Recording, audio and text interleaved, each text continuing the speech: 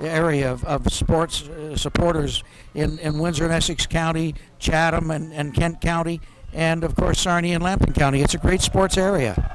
And the kickoff as we are underway, and it's fumbled right away but picked up by McMahon. McMahon trying to find a hole out at his own 25-yard line, and that was number 13, James, up the ball on the open off, and luckily for James, McMahon was right there to save the day. Well, we've seen this before, Rick, and Essex doesn't get the dropsies from the game, and hey, they've got to play cautiously and not give up any bonus points to Mississauga. No, it's definitely going to be costing. They have well in the penalty department as penalty trouble season, and tonight is not a game for that.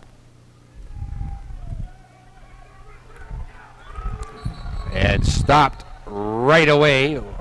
No gain on the play was Jordan Gledhill. Well, no surprise. Essex went to their strength right away, the power game.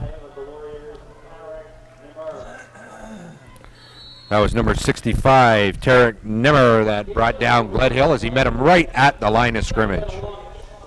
Well, Gledhill's going to be an important cog in the Essex machine here tonight. And you know he has to play well for them to be successful. Actually, he got a generous spot, so we're going to call it second down and about 9 as he gained a yard. Little inside handoff to Gledhill once again. This time Gledhill with a decent gain as he picked up about 5 more on the play. So that'll bring up a third down and 4. So Essex to establish their running game up the middle with their strength in Gledhill. Running game has been their strength all year, and of course they'll balance that with throwing the ball to Fantu, who has obviously become a favorite target over the course of this season. And single coverage on Gallagher too, which surprises me, or pardon me, on Fantu's. Diving ahead for what should be a first down is Gledhill once again. And, is that Peterson? Yes, it is. Yep. Yes. So Peterson gets a first down. And Ross, how important is the first series of downs for a football team? Oh, well, it's tremendously important, Rick.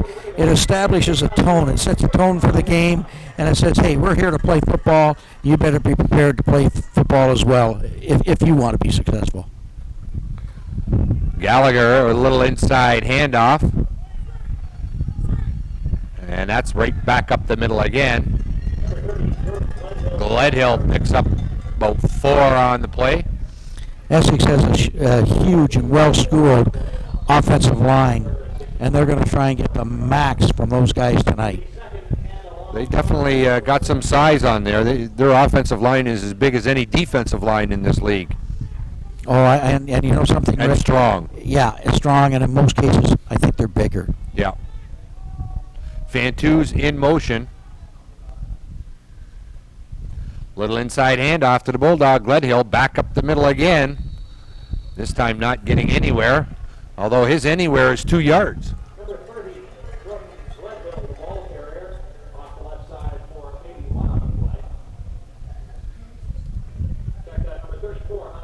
So Peterson, the ball carrier, not Gledhill. Not used to being this high up, Ross. Well, there's a little feeling of lightheadedness up here, Rick, and you and I have been accused of that many times before anyway when we were down low. That's right. We are well above stadium level up here. Great place to bring you a football game, I'll tell you. Beautiful stadium here in Hamilton. Home of the Tiger Cats. Up the middle, another first down for the Ravens, and a late penalty flag. As Gallagher on the keeper. That was a late flag, Rick, which means it's probably objectionable conduct, and depending which way it goes, it reflects a lack of discipline in whichever team it's called against. It's against the Warriors. Well, they've been known for that in the past. We saw that in the last game in Essex, where they basically shot themselves in the foot going down the stretch in the fourth quarter, only being down by 7 points. But couldn't come from behind to tie it. Essex doesn't mind that at all. No, not at all. first down, Essex from the 54-yard line of the Warriors. Essex so far putting together a nice little drive. Well, you know, it's keeping the Mississauga defense on the field in this heat, and they hope to do that a lot tonight. Yep. So Gallagher lining up behind center.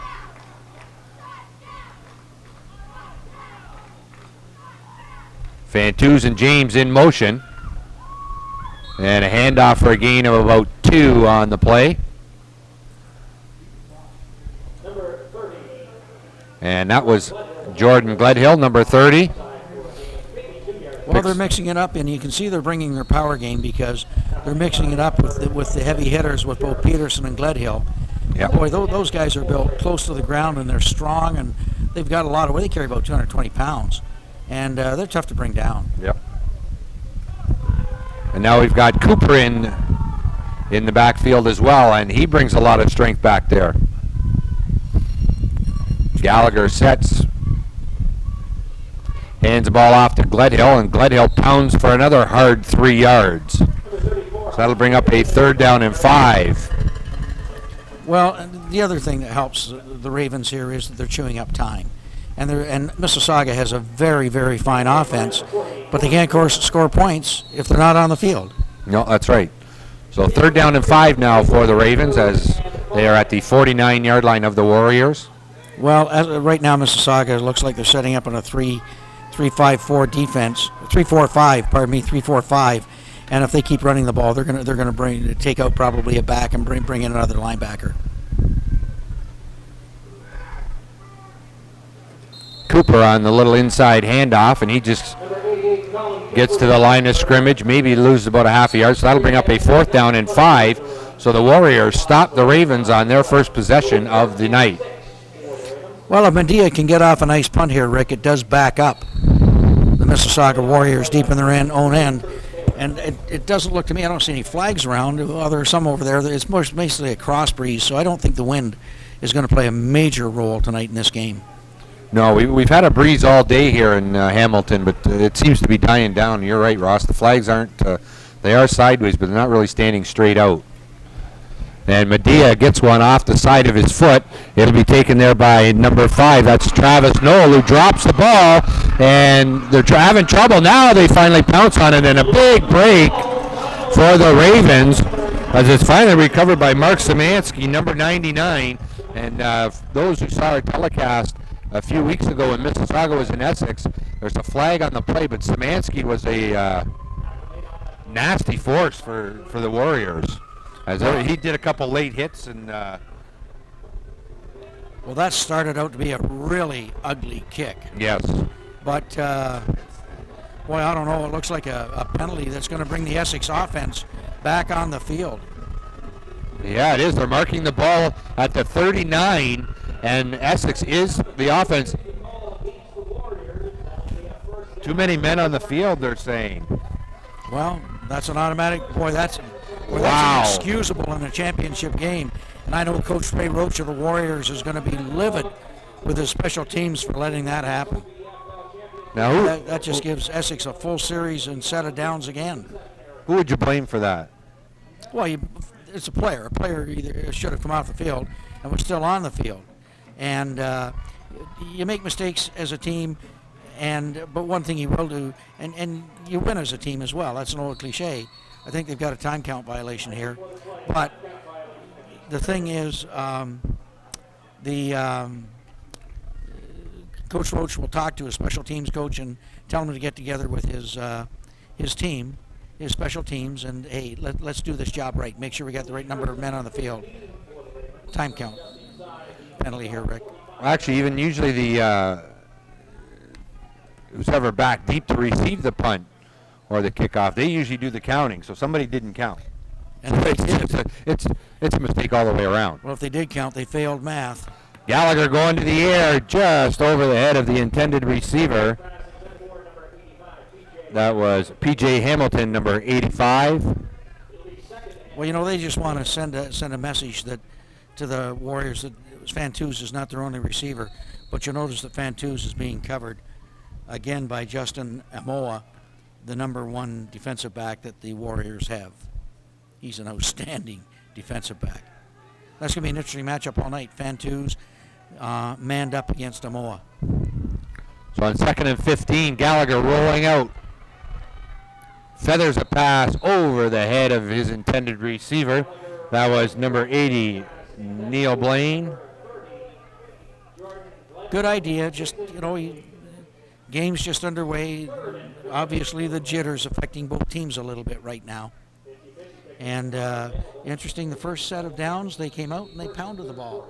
Second set, they've tried to open it up. But what they want to do is to make sure that the Mississauga defense just doesn't bring people down and close in and shut off the run entirely. So this passing game will help spread the defense so they can go back to what Essex go back to what they do best, and that's pound the ball. 3rd down and 15 now for the Ravens. Fantus in motion. Gallagher gets it away to Fantus, and almost a circus one-handed catch by Fantus, but just failed to hold on, and that will bring out the punt team once again.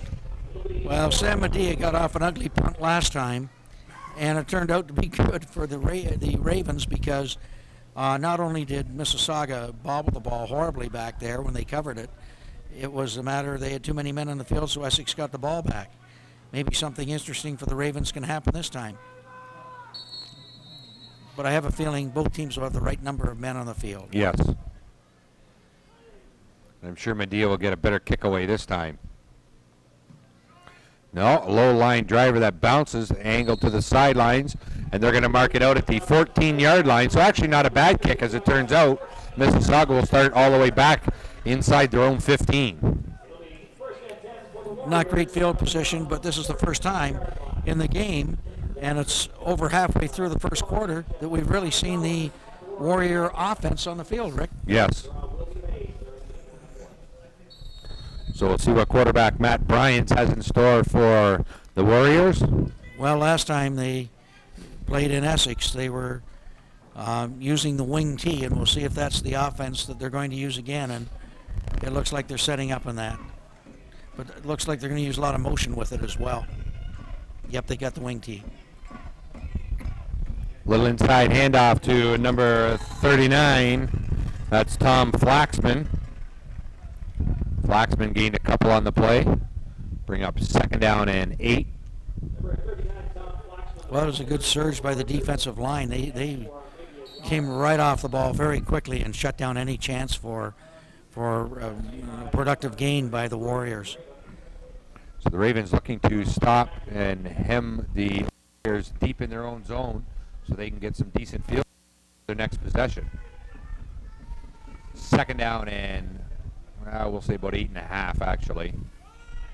And a handoff, and only getting back to the line of scrimmage was number 32. That's Denville McPherson. Well, both coaches have watched a lot of television this week, Rick, and all the television they've been watching is tape of the other team. And both of these teams are going to be well-schooled, well-prepared for tonight's game. Mississauga is using an awful lot of motion to start this game. And obviously they want to see how the Essex defense will adjust to that motion. Well, they're saying number 32 is Matthew Henley. I don't even have him on my program.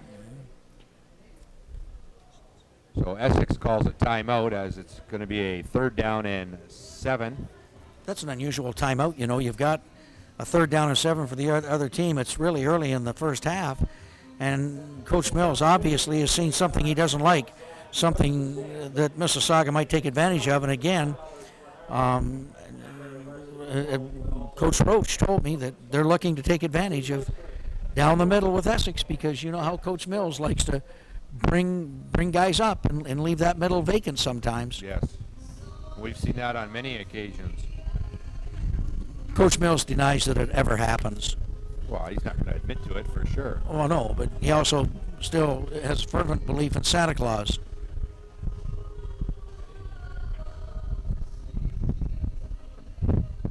Coach Roach is really pleased with the way his team is coming to peak right now, and he thinks they're doing a good job of finally reaching their stride, and just doesn't think they could be in any better shape to play this championship game.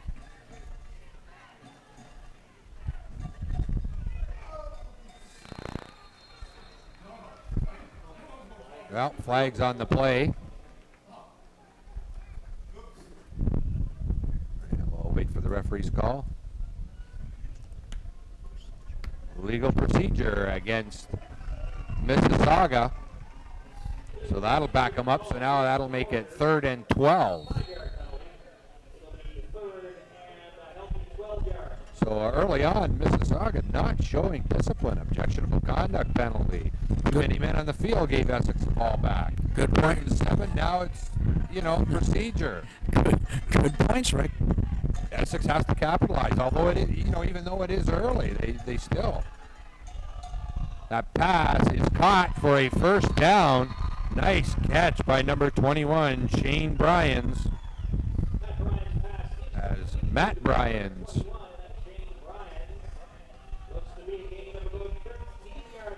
Well, that was successful, and they're going to come back to that. Van Petty making the tackle on Shane Bryans. Coach Mills likes to play, as Coach Roach noted, 8 guys in the box. He usually goes with 3 or 4 defensive backs, and Mississauga thinks they can exploit that here tonight, Rick. Well, they did on that play. We'll see how they do as the game goes on, progresses. They go back to the run, and no gain at all.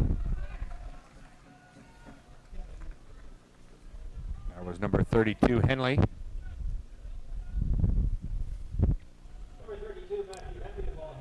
Well, the strength of the Essex defense right now is its defensive line and its linebackers.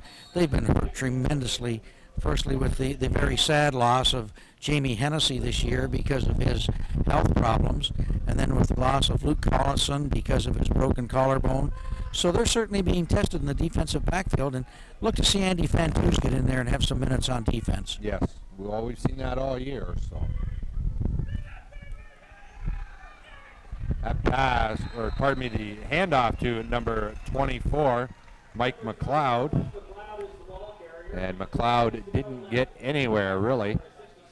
Well, a lot of motion in there, and they came with the counter, hoping to catch Essex flowing the wrong way to the play, and it didn't work. The Ravens were very disciplined on that play, and didn't overcommit, and as a result, were really able to hold it for minimal gain. Good pursuit by Shabley coming down the line to follow the play. And I'll tell you, we've got a seagull buzzing around in front of us here, and he's bringing some friends with him now. Bryant's back to pass. The pass is complete to number 7, Ryan Batchelor, to almost the same spot as the last pass was. And they went back to that pass again, Ross, and successful for a second time for a big gain out to the 45. Well, if Essex shuts down the run and takes that many players to do it, there are going to be holes in that coverage that they've got. So first and 10. They're going to throw it. They're going to keep throwing it. Yep. Ryan's pass is complete on the far sidelines to number 21, Shane Bryans.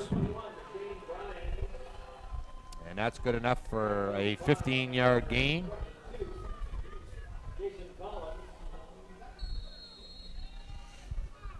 Well, he's getting rid of that ball very quickly. And if they can keep marching down on the field that short passing game, they're gonna really hurt the Ravens. But the Ravens are playing awfully soft on defense. Yes. They're not pressing the receivers at all. That pass was batted down and incomplete. That was number 66, Greg Torrance, with the big mid up.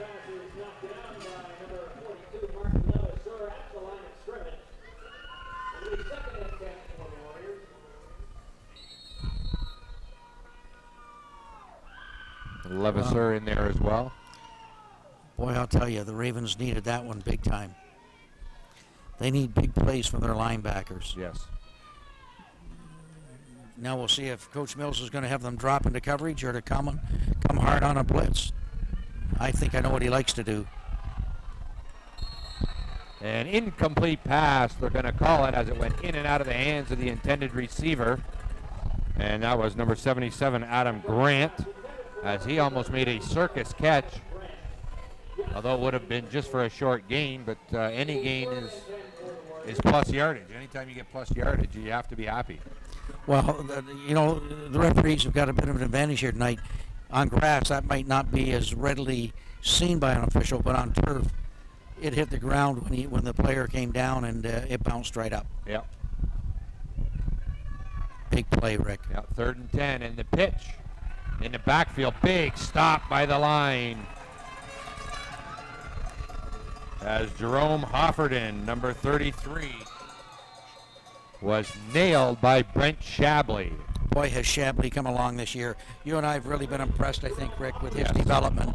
And, we've kidded him a lot during the year, and sometimes he gets on us a little bit about riding him. But, boy, I'll tell you, has he developed as a football player? Sure has. Although the one bad game he played all year, of course, we had to ride him about. Oh, yeah. Well, he doesn't let us forget it. Oh, no, definitely not. High snap, but... almost blocked. Now it's taken by 21 Fantetti. Fantetti gets out to the 25-yard line.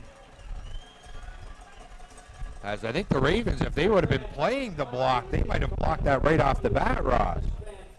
I don't think there's any doubt of that, Rick, but they had the return on. And, of course, when you have the return on, you don't have as many players coming in. As a result, the punter was able to recover. He made a nice play on the ball. He did a real fine job of retrieving the ball and getting the kick away. And on AstroTurf, of course, it's just like a baseball, it's going to bounce. Yes. Which makes it nice sometimes for the defense because you get a truer bounce, and it doesn't go all over the place as much. Well, sometimes anyway. No, that's right. So the Ravens will take over on their own 25-yard line. 1st and 10. No score with 1:14 to go here in the first quarter. Oh, and going right up the middle was Thomas. What a run by Thomas as he gained 15 yards.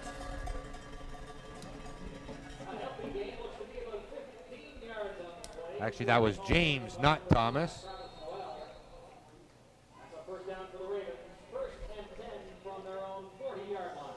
Well, you know something? That's a different look on offense for them. The last time they had the big power guys with Peterson and the Bulldog. This time, got a little different look with Cooper and James. Lead block. Yeah, James again's got some open field. James, he's just caught from behind and thrown hard to the ground by number 5, Travis Noel. And I thought James was gone on that one. Noel just made a touchdown saving tackle. What a gaping hole. Wow. Did that offensive line come right off the ball. 23-yard gain on that run from James. That was fun to watch. It sure was. Well, he's got a lot of guys in front of him. Look for him again. Oh, we got a quick 3-step drop. Van just over his head as Justin Amoa was with him step for step. Well, Kevin didn't get enough air under the ball, and Fantus just couldn't catch up. But you know something? One of these times, he will catch up. Oh, yes, he will. Well, we all know that Fantus probably isn't the speediest guy out there, but I'll tell you, he has the nicest hands. You know, his time's usually around the 4.7 mark in when he's timed at clinics and camps, but his game speed is faster. Yes. And although he's not going to be an Olympic runner, he's still got good speed. James cuts it back and gets another big gain close to a first down. Well, now they're throwing the speed as they had the Bulldog, Gledhill, and Cooper in motion as the first quarter comes to an end. Boy, a game goes quickly when it's run, doesn't it? It sure does. The clock keeps chewing up the time, and we may get home early after all, Ross. Well, after that vacation trip I had, Rick, I can use a few hours of extra sleep. Yes. Well, I got in from New York last night, this morning at 4:30, got to bed at 5 o'clock, and you showed up at 8. Yep.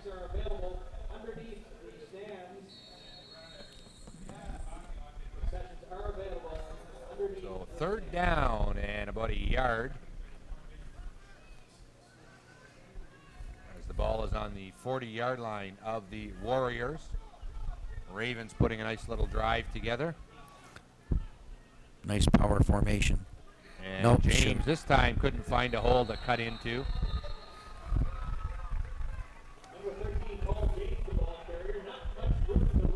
So that'll bring up a fourth down. We've got a real Southwestern Ontario touch here with the Windsor group of Cogeco, with you and me and our Cogeco crew here, and Scott Scantleberry from CBC Channel 9 at the PA, and Jim Parker from the Windsor Star here taking in the game. So a lot of people from the Tri-County area at this game today. And what a nice hard count by Gallagher to draw Mississauga offside and get the first down. I'm thinking 4th down and 2, and they're going for it. I should have known better.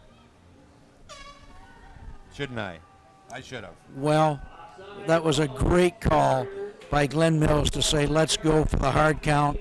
And Coach John Rudak, the assistant head coach and offensive coordinator, had his team well disciplined. That's tough to do.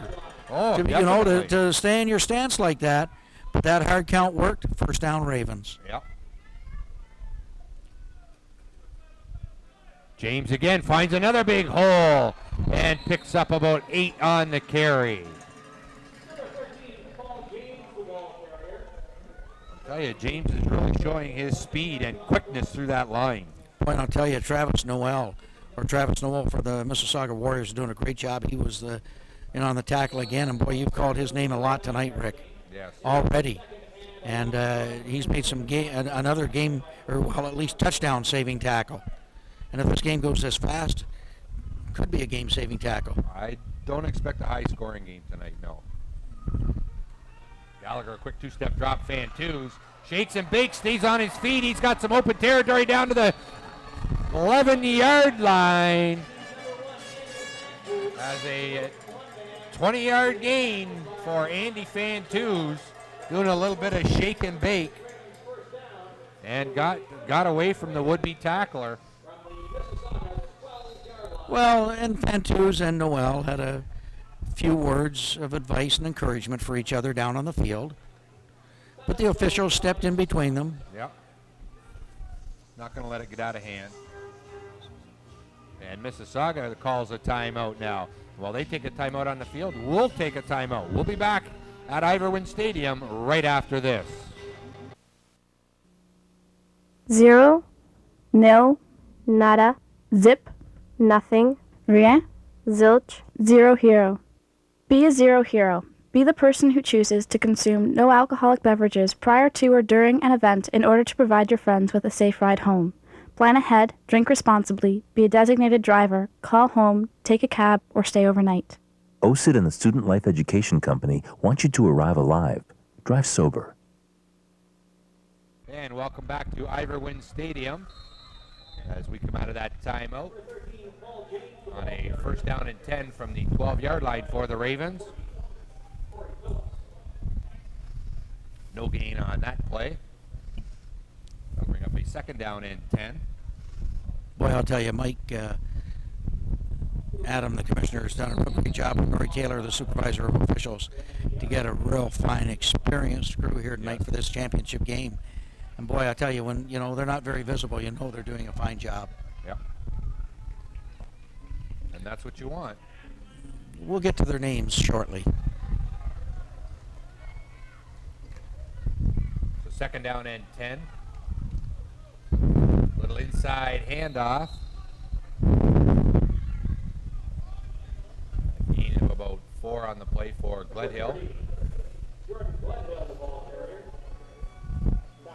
Interesting decision right now to see what Coach Rudak's going to decide. Is he going to go to the air? Is he going to keep pounding the ball, or is he going to try a little fancy stuff and get the ball outside? But you know something? The Ravens have not enjoyed great success when they've tried to dipsy-doodle it too much. No, that's right. Just pound it. And they can get a 1st down if they get down to the 2-yard line. So they're not really under pressure to put it in the end zone, but they still, like I say, have to get down to the 2. That quick drop, Fan twos in for the touchdown on a nice pass from Gallagher as he dropped 2 steps back and let a rocket go right on a line of Fantus, who sidestepped Amoa and stepped into the end zone. He would have had the first down anyway as where he caught the ball. That's a great point, Rick. He would have had a first down, but hey, if you can add 6 along with the first down, take it. Forget the first down, take the 6, get Medea in there, Mr. Automatic, and although I hope I didn't just jinx him, put it through for an extra point. Brian Dufour, of course, in there, Mr. Steady to hold the ball for him. We saw a little trickery out of Mr. Dufour last week.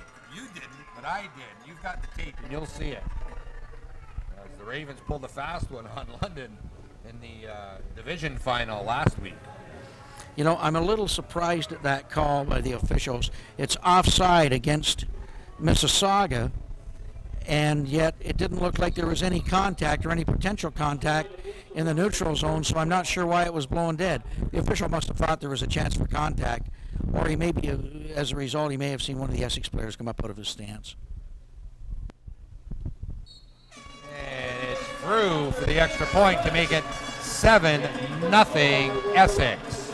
That's an important score. You always like to get up first, and Essex is on the board first. It was a quick first quarter, and no scoring until the 11:33. Well, 11:33 left in the first half, and well, now we'll see if the Essex defense can do it again. But boy, they've got to be alert to that passing game of Mississauga. Yes, and Brian is a very good passer. He gets the ball right on the money on most throws.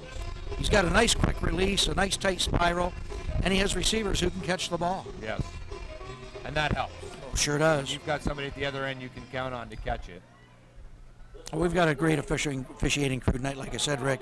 And the referee tonight is Paul Holk and the rest of his crew at umpire. There's Barry Norton. The head linesman is Rocco Odie. The line judge is Ron McVinney. The back judge, John Kachuk. And the back umpire is Barkley Easton. Sounds like a winning combination, Ross.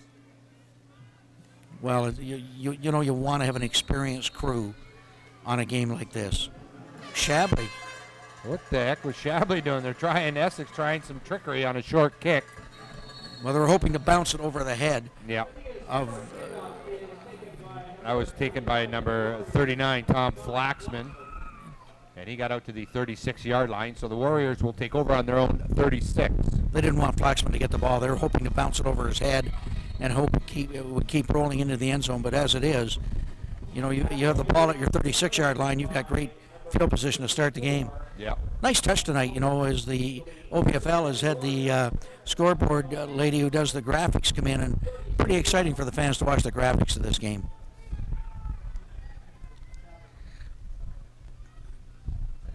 As we mentioned earlier, there are a lot of Ravens fans. Brian's pass to Brother Brian's from Matt to Shane is complete. Well, Coach Roach told me he felt they could exploit the middle with the pass, and they certainly did on that one. Yeah. And first down for the Warriors. Well, one thing I found with Coach Mills and the defense is the ability to make changes when they have to, and successfully. Well, I get on Glenn's case quite often saying, I know you make changes and they're effective. I wish you'd make them a little sooner sometimes. Yeah. Handoff and stopped after just a yard was 39 Flaxman. Shabley on the tackle again. Shabley just knifed in there, Rick, and just wrapped him up. Boy, I am so impressed with Brent Shabley. 6'4", 220 pounds. By talking bad about him, you threatened him. Oh, yeah. I'm afraid you're going to talk bad about him again. Well, I'll talk bad about him up here then, but I'm not going to do it face to face. No. Well, I can't face to face him unless I'm on a ladder anyway. Yeah. That's it. He's a lot taller. That pass is deflected by number 66, Misha Ristic. And Shabley was in there as well.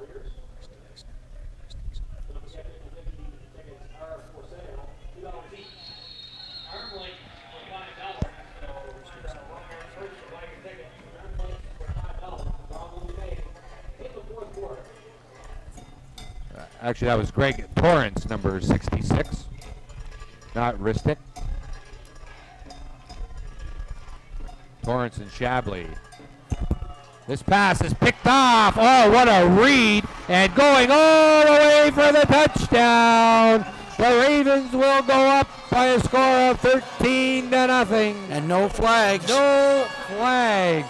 That was number 35, Jordan Blondie. Oh, Ross, did he read that play or what? He had it all the way, and the quarterback did not look off. And you know, Matt Bryans has got to look off the receiver on a play like that one, because Blondie just keyed into his eyes, read him all the way, and he just stepped up and in front of the receiver, intended receiver, and took it the other way for 6. But the Ravens almost had it called back. There was almost a block from behind on that one that would have been senseless because Blondie was 20 yards in front of the play. Yeah.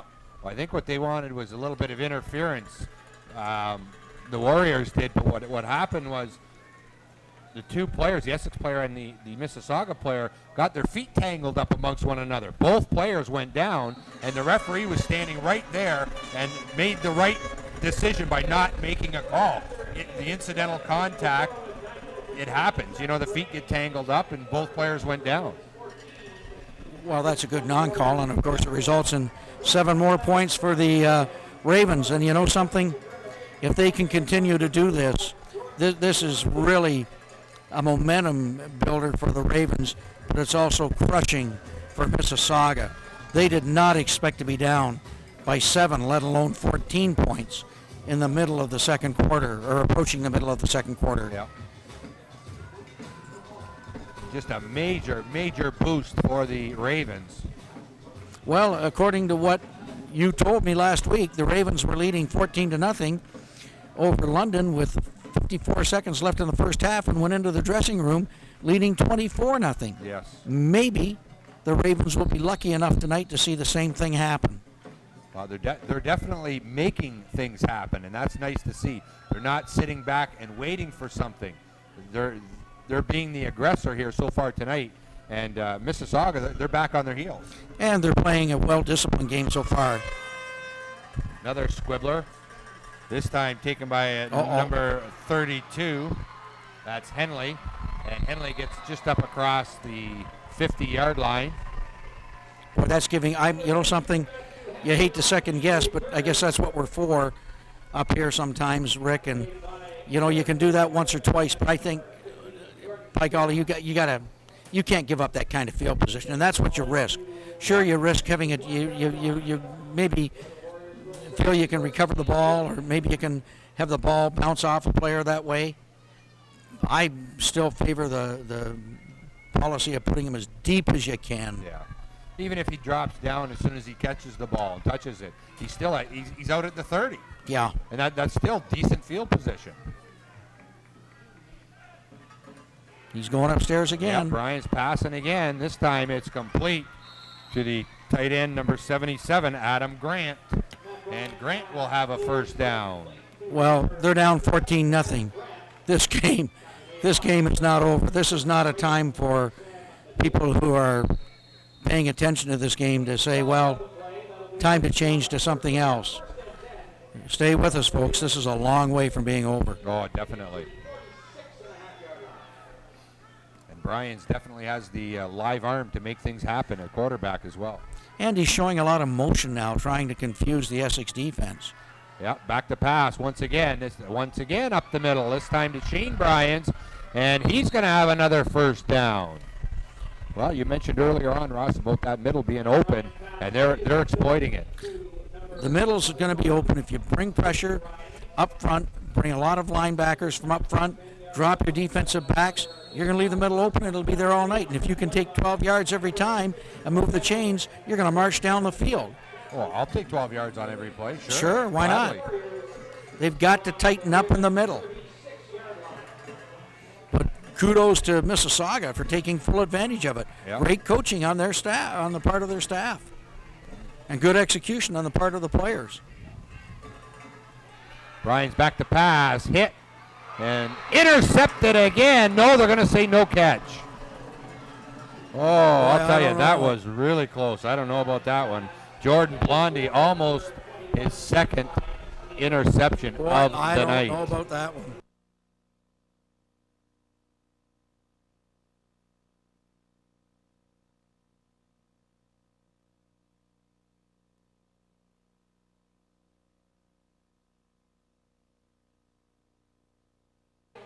I'll tell you, Coach Glenn Mills on the sideline, he is just livid.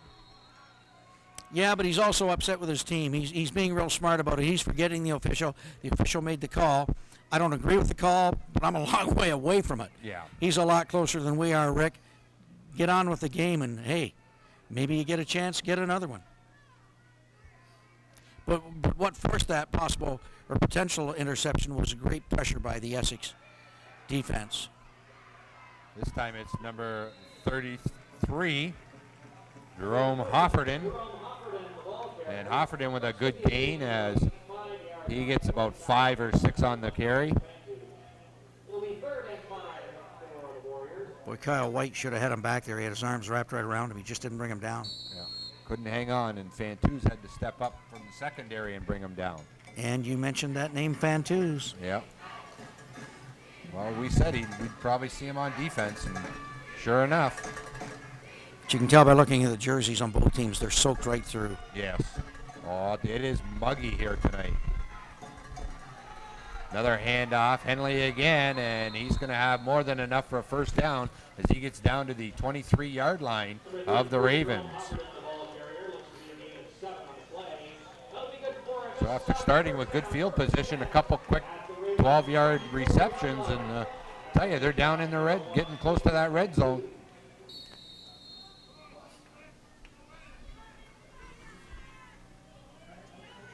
.6:20 and counting to go here in the first half. The Ravens up 14-0, but the Warriors threatening to put some points on the board. And Henley again picks up about 3 on the carry to get down to the 20-yard line. And they're definitely inside their field goal kicker's ranges. I was watching him in warm-ups, and he was putting them in with plenty to spare from 30 and 35 yards out. Yeah, they will if they have to, but they don't want to settle for a field goal. They want 7 points. Yeah. So second down and 7 for the Warriors right now. But this aerial attack by the Warriors is really damaging the Ravens.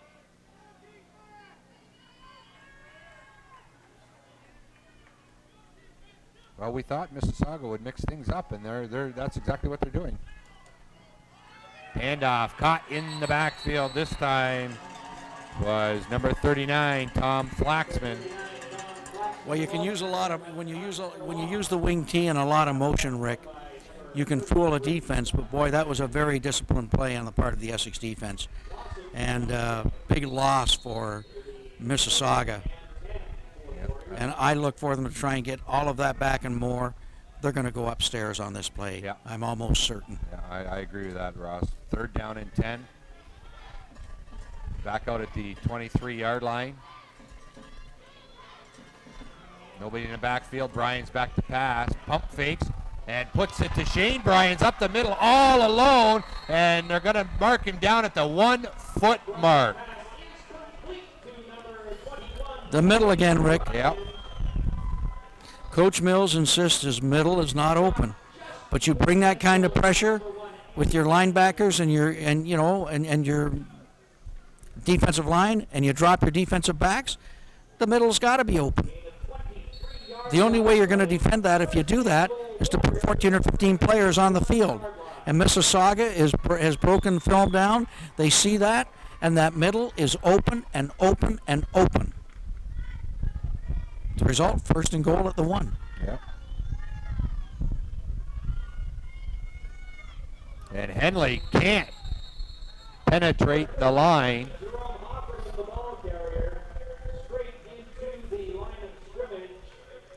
That was Jerome Hofferden, number 33, not 32. And of course, if we've mentioned on our telecast before, Rick, in Canadian football, the ball must be placed at the 1, even though the ball carrier may have gotten inside the 1. And that's because the length of the ball is not the neutral zone in Canada as it is in America, but it is 1 yard behind the ball.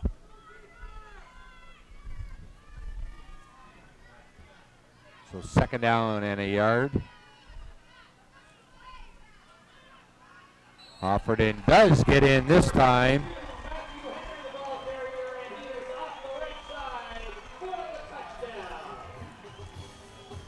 So that makes it now 14-6 in favor of the Ravens. Well, Coach Mills and defensive backfield, Coach Mark Dupe in heavy conversation, They've got to close that middle up. along with Joe They have Malarnik, to. who works with the defensive line. And Glenn, of course, works with the linebackers. They've got to figure out a way to shut down this Mississauga passing game, but they're not going to shut it down if they keep doing what they've been doing. And the extra point is good to make it 14-7 with 3.5 minutes to go here in the first half. That was an ugly extra point, but hey, it got through between the uprights, and so they get the single, but it was a poor snap. It wasn't spotted very well. The kicker still got their job done. Interesting to see now what Mississauga does, Rick, when they kick the ball off to Essex. Well, I have to believe they're just going to try and kick it as far back as they can. Just kick it deep. Yeah, I think they will, because, boy, Essex all year has had trouble handling it.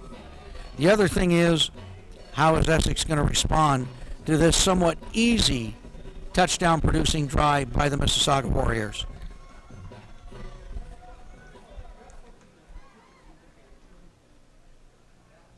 I think Essex is expecting an onside kick. They've got Dufour up there. They've got James up there. Well, that's the hands team, and you're right. Yeah. They do expect an onside kick. Gledhill's out there. Pedersen's out there. 3:30 left. Boy, I don't know. But they sure are expecting it, because even the deep guys are coming up. Yeah. And sure enough. And Gledhill takes it at his own 36, and he'll go down at the 37. But good field position, though. Both teams trying that short kick. Well, Essex has been successful this year when Samadia tries the onside kick and follows it very quickly and falls on it. And, of course, Mississauga is going to be expecting that sometime during this evening.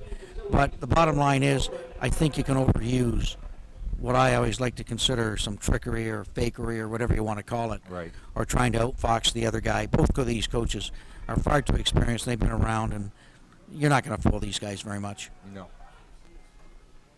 And the pitch is out to McMahon. McMahon picks up about 7 on the carry. Just couldn't find a hole to break through. Boy, I'm laughing at number 99 for Mississauga, Mark Szymanski. He got put in his keister big time by one of the Ravens, and he's complaining to the official, son, that's the name of the game. That's right. That's what he's supposed to do. And you can't complain to the official when you just get knocked down. Get up and do it to the guy who did it to you. Well, Szymanski is a hothead, but we've seen that in earlier games. And that's going to be close to a first down. We'll see where the spot is, and a little push by Szymanski on McMahon. I'll tell you, if you get into the head of Szymanski, he'll lose his cool. Szymanski's a great ball player. He's not a disciplined player, and that's going to keep him from being truly great. He's got to learn to play, as we've said often about Mishuristic, within himself. Yeah. And if he gets a reputation for whining and crying all the time, that's not going to help him at all. Play the game, son. Play the game. Yep. 3rd down and a half a yard. Gallagher on the keeper has more than enough for a first down as he gets out to the 50-yard line. Look to Essex to go to the hurry-up offense fairly soon here, Rick. 2:33 left in the half. And, boy, they've got a long way to go to pick up a score. At the very least, they'd like to put 3 points on the board.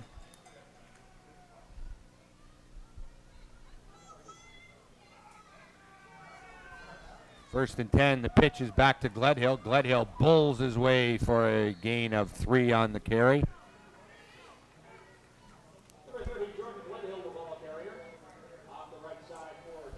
That drives Coach nuts. The official marked the spot, and the other official came in and moved the ball back 3 inches.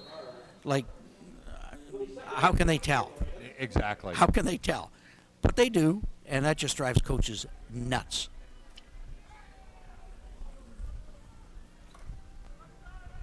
And the pitch to McMahon. McMahon gains 3 on the carry, so that'll bring up a 3rd down and 5 situation. Well, toss right, toss left, toss right, toss left. And again, I think there was a little bit of a problem that end-over-end toss because it was slow getting there. And you know I'm an advocate of the dead ball toss because I think the ball's easier to handle and it gets there more quickly. Gallagher back to pass. Oh, and he fumbles the ball. And the Warriors recover at the 35-yard line. What a turn of events here with 1:38 to go in the half. And it went from Essex in control a couple minutes ago to lug out now. Here come the Warriors. Well, we haven't got the benefit of replay here tonight, Rick, and as a result, we can't see what happened backside. Kevin got no help backside on that, and they were coming off the backside, and Kevin Gallagher looks bad on that one, but he's got to have some help over there. He's got to have a left tackle, probably didn't step out and pick up the blitzing linebacker. Or maybe a running back went out and left them naked back there. Yeah. Bryans hands the ball off and fumble. And Essex almost recovered it, but Bryans will get the ball back. Oh, follow the bouncing ball here at Ivor Wing Stadium. Holy cow, what? Wow. Well, Essex should have recovered the ball, should have put it away. And that was Fantuz, Mr. Yeah. Sure Hands. He started to run with it before he had it, and it came out again. And the other thing is, because there was an exchange of possession,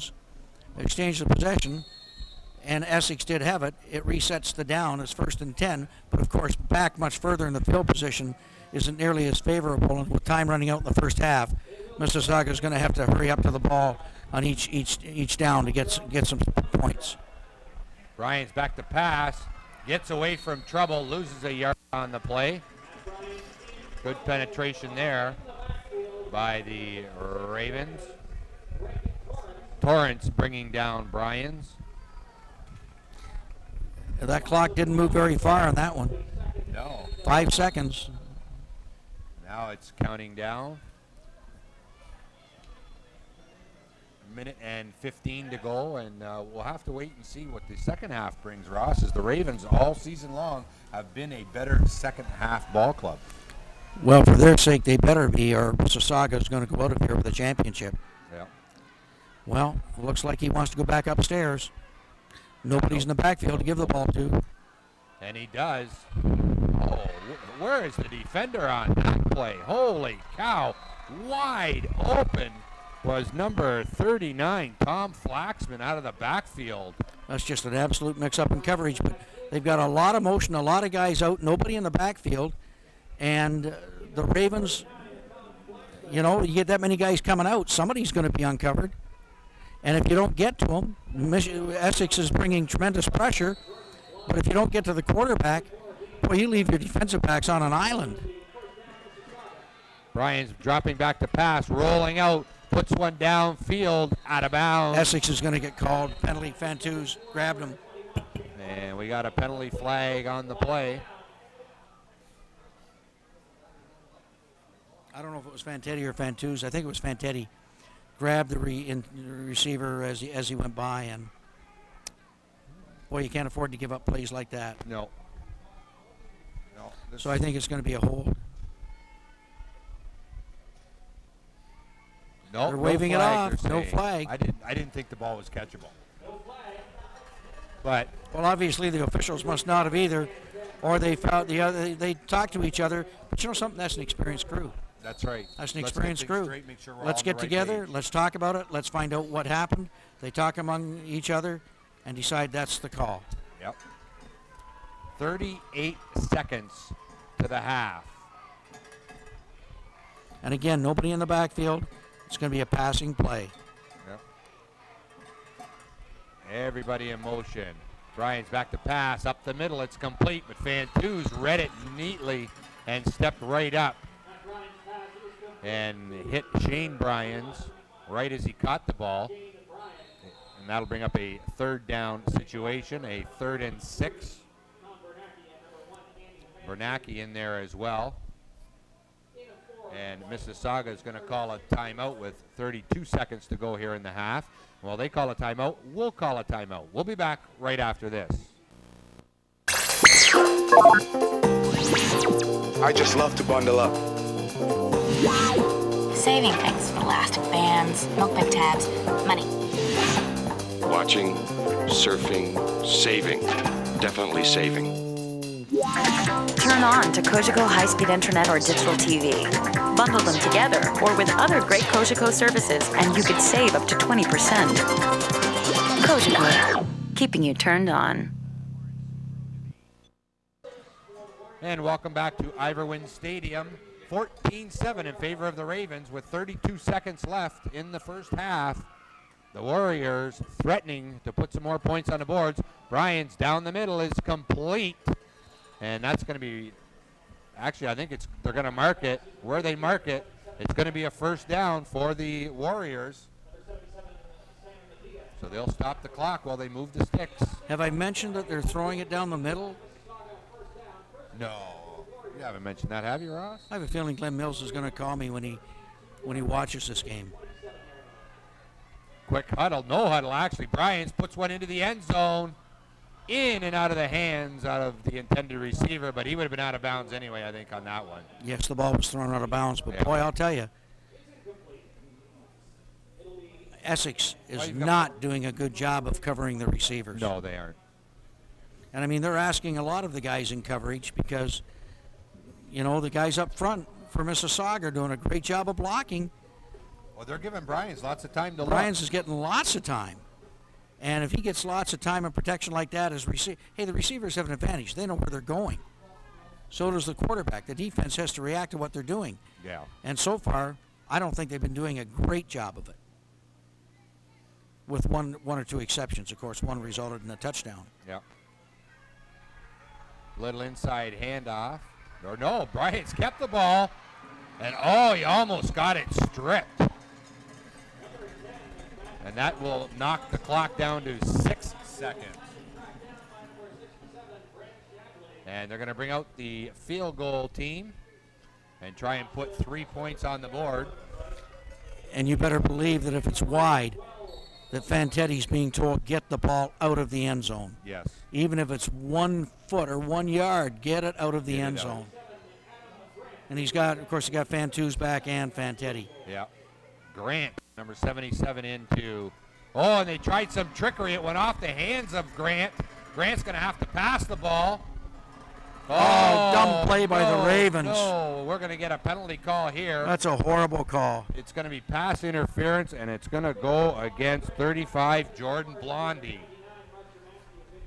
Time has run out, but that'll mean one more play. Well, they got a good chance here to go in with 3 points.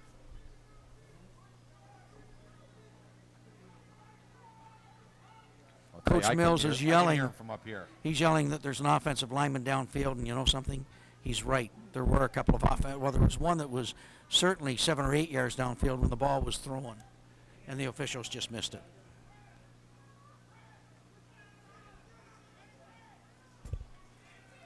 So that'll be a first down, but they're going to try a field goal unless they try.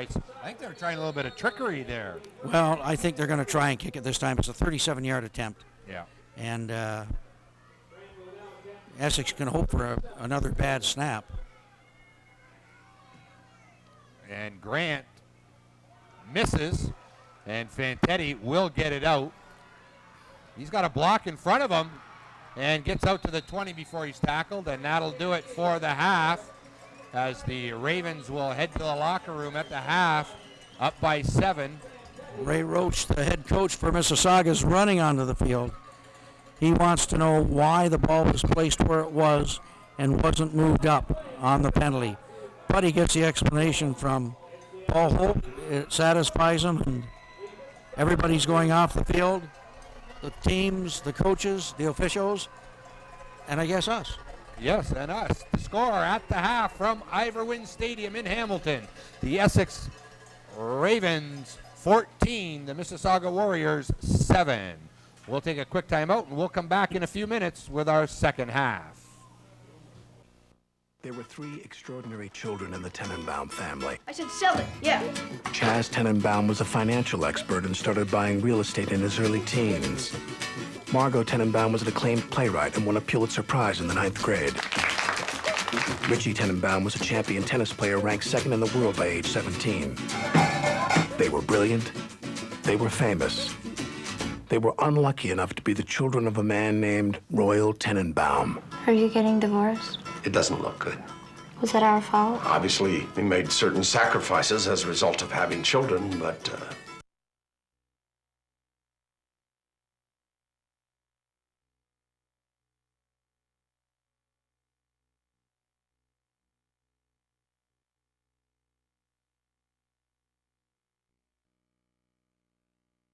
Rick Burns alongside the coach, Ross Pettigrew. The score to start the second half, Essex 14, Mississauga 7. Deep kick is taken by McMahon at his own 10-yard line. He's got a wall in front of him. McMahon trying to bust it loose. Gets out to the 30-yard line, so decent field position to start the second half for the Ravens. Well, that is good field position, Rick, and anything from the 30 on out is considered good field position. The Ravens got just that. I would like to have seen, was it James you said handled the kickoff return? McMahon, I would like to have seen him running a little harder, but he was waiting for his blocking to form up. But I always think if you run as hard as you can, maybe some of the guys coming down to get you are just going to get a brief shot at you, and maybe you can shake free. So 1st and 10 from their own 30. The Ravens will start the second half. Well, we'll see if they go back to their game, which is pounding the ball and eating up the clock. Well, it was successful in the first half. Trying to get to the outside is James, and he can't do so as he gets back to the line of scrimmage. Maybe lost a foot on the play.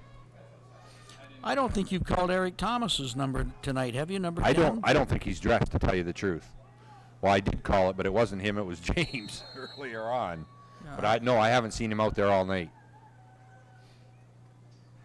I didn't get any word that there was any didn't reason either. for him to miss. I didn't either, but I saw a Raven on crutches when they got here. Okay.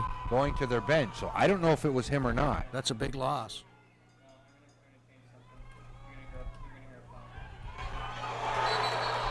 And a lot of pressure coming from Szymanski as he nailed Gallagher. And that's an incomplete pass, and that'll bring up a 3rd down and 11. Well, one of the things the Ravens are going to have to do if they're going to roll Kevin, or even have them set up back there, is to give them better backside protection. And if the running backs don't stay in, they've got to get rid of the ball or roll them out of there. But a running back's got to pick up an outside linebacker coming hard, or a defensive end coming hard. The tackle's got to step up and pick him up, or Gallagher's out there naked. And he was on that play. Key play for the Ravens right here, Rick. Yep, 3rd down. They need to get some yardage. They don't want to give Mississauga good field position on a punt. Gallagher sacked at the 25-yard line. So a big series to start this second half for Mississauga. Well, they've come out fired up, and boy, I'll tell you, they've set a tone from the get-go right here. And the Ravens are going to have to punt after a loss of about, 4 yards on the play. Yes. I'd almost be half tempted in the next series to bring Dufour out and throw the option at him on a few series maybe and see what happens. Just to shake things up. Might see that, Rick. They've got to shake something up. You say Gallagher's been hung out to dry on numerous occasions tonight. So now they got to count on the leg of Medea.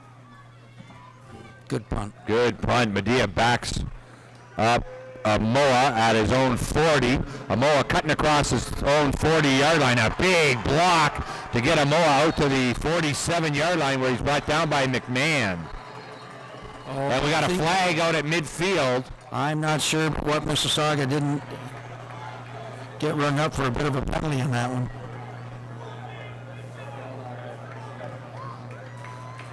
So we'll have to wait and see what the call here is. Oh, it looks like it's against Essex. I'm not sure what happened. Rough play against Essex. Lack of discipline on the punt return. Exactly, so that'll bring the ball up. 15 yards. Very costly 15 yards. It puts it at the 47-yard line of the Ravens. Wow.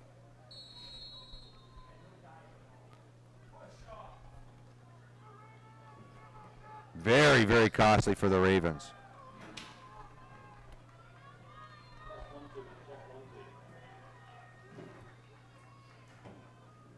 So we'll see if how well the defense responds here for the Ravens. Bryans hands the ball off. That's number 32, Matthew Henley. And Henley doesn't get anywhere. You know, the Ravens' game is to shut down the run primarily, and they do that by blitzing a lot of linebackers. And I know I'm pretty hard on the defense sometimes when they leave that middle open, but you know, that's their game. And a lot of football on defense and even offense is guessing what the other team is going to do. And they do a great job of shutting down the run. And they've just got to count on their defensive backs stepping up and playing well. So on second down, the quick out is complete, and only for about a yard gain to get back to the original line of scrimmage. Well, that little hitch was burning them a little bit in the first half, and the receiver took it inside. He didn't pick up much yardage because the Ravens were there. Yep, Medea was in there on the tackle for the Ravens. So that'll bring up a third down and long. Well, you know something? This is a time when the Ravens have been hurt a lot, Rick. Boy, this is a key stop for them right here. If they can force Mississauga to punt the ball, it'll be somewhat of a defensive moral victory for them. So third down and 11. That pass picked off by Essex. That's number 35 again, Jordan Blondie, and he's got some room. Oh, they're calling him out of bounds back at the 30-yard line. Oh, what a big turn of events here as Blondie intercepts, and that is just what the doctor ordered. And oh, I'll tell you, what a close play at the 30-yard line. But the official is right there, Johnny on the spot. He said Blondie stepped out, much to the dismay of all the Essex fans. Well, there are some people up in the press box here that don't think he stepped out, but it doesn't matter. The official said he stepped out, but at least the Ravens got the ball. But it's important that they capitalize on this stroke of good fortune, Rick. Yeah, they have to make Mississauga pay for their mistakes. I think that's got to go both ways. Yeah. Flags down, and we'll see what the call is. See who jumped first. I think they're going to call it on the defense, Yep. and that the offensive player stood up to protect himself. And that, you know something, that's a nice rule change they made a few years ago. And that's a fine call by the official, recognizing that, hey, all the Essex Raven was doing was standing up and making sure he can get his head taken off by a defensive player that was coming in. That's right. Nice to have 1st and 5. Gives you a few things you can try. Yep. Back in the wishbone. In motion. And I think that was Dufour that carried the ball. Or was it James? No, it was James, 13. Boy, James carries the ball really well. And he just comes exploding out of there when he carries the ball. So second down and 1 as James got 4 on the carry. And I'll tell you, Ross, I don't see number 10 on the bench, so I don't think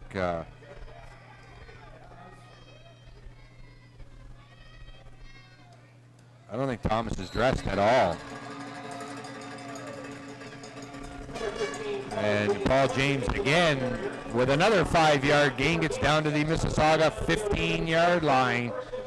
So the Ravens threatening to make Mississauga pay for that mistake by throwing an interception. Well, when we get time out for a break, Rick, I'll try and find out what the situation is with Eric Thomas. Yeah, because like I say, I don't see number 10 on the bench anywhere. Little inside draw play is good for another 5 yards. This time the ball carrier was Jordan Gledhill. The Bulldog bowls his way for 5. He's been fairly quiet tonight. But he can beat you in a hurry, though. Sure, yeah, well, no question. You know, he hasn't carried the ball much recently, so he's rested. Yeah, very well rested. Doing a lot of blocking, though. Gallagher back to pass. Feathers went into the end zone. Incomplete. Cutting across to break up that pass was Travis Knoll, number 5, coming from his safety spot. Boy, Gallagher threw into a lot of coverage that time. Excuse me, Rick. And that can be dangerous. He's lucky it didn't get picked off. That was triple coverage by the time the ball got there. Yeah. And he feathered it. He didn't throw a rope. No, that's a really good point. You're going to throw the ball there. That type of coverage converging on you, you got to throw it hard. Fumble. Gallagher picks it up and turns it into a yard gain. No. Well, we'll wait and see Mississauga as they have it. And yes, that is the call. Number 63, Curtis Taylor.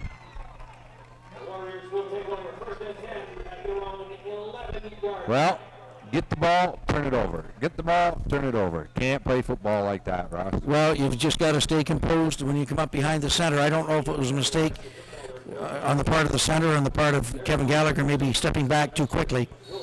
But at any rate, it results in a turnover, and the Mississauga dodges a bullet and takes over the ball at their own 11-yard line. Well, but the defense for Essex did get a bit of a rest. Yes. Not much of one, but they did get one. I'm trying to look on the brighter side for the Ravens. Well, exactly. The name of the game is make your opponent pay for their mistakes, and that time Essex didn't. And that could have gave them some breathing room on the scoreboard as well. Boy, and I know that's exactly what Coach Mills is thinking. Yeah. Boy, you know, football, like any other sport, I guess, Rick, is a game of missed opportunities, and sometimes they can come back to bite you where you don't want to get bitten, and you look at tape when it's replayed and you think, oh my goodness, if it weren't for that, we might be ordering championship rings. Yeah. Tom Flaxman picked up 2 on the carry. Second down and 8 now.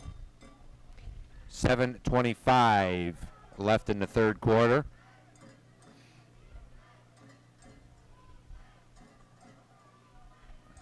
Bryant's back to pass, and he's going to have to take off with it as there was good coverage downfield, and oh, he paid for that as he just got walloped by Shabley.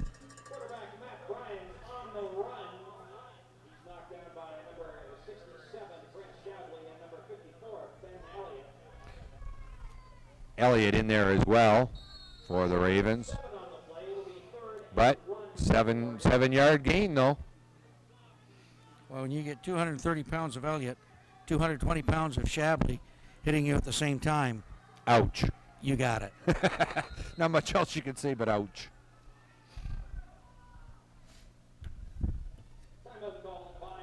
So Mississauga calls a timeout. 3rd down and a yard. So while they call a timeout, we'll take a timeout. We'll be back at Ivor Wynne Stadium right after this.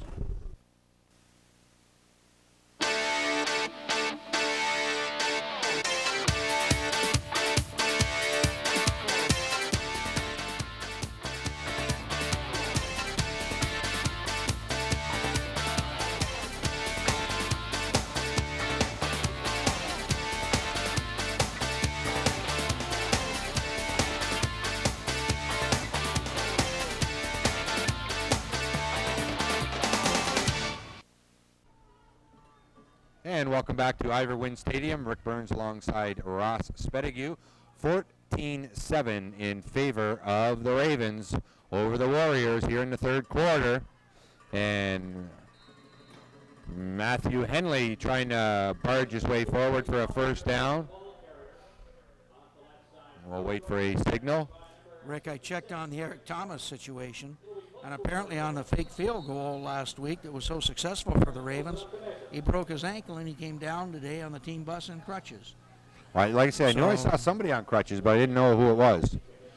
They're going to bring out the yardsticks and measure. That's a big blow to the Ravens because he's a key element of their offensive attack, and he's a great young man and a great player. And he had come back, remember, from ankle problems early in the year. So that's a real blow to the Ravens, but even more so to Eric Thomas. Yeah, and a first down for the Warriors out at their own 21-yard line.